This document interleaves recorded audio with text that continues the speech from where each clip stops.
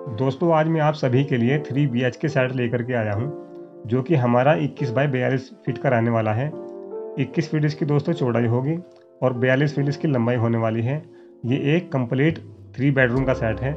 बहुत अच्छे तरीके से इसको डिज़ाइन करा गया है। पूरा वीडियो शुरू से आखिर तक देखना दोस्तों अगर आप भी अपने घर के लिए नक्शा डिज़ाइन कराना चाहते हैं तो कमेंट बॉक्स में अपने प्लॉट का प्रॉपर साइज लिख सकते हैं, आपको नक्शा बनाकर दे दिया जाएगा। अगर आपको हमारी वीडियो पसंद आ गई है तो दोस्तों इस वीडियो को ज़्यादा से ज़्यादा शेयर करें और हमारे पेज को फॉलो करें। अगर आप हमें यूट्यूब पर देख रहे हैं तो हमारे चैनल को सब्सक्राइब ज़रूर करें।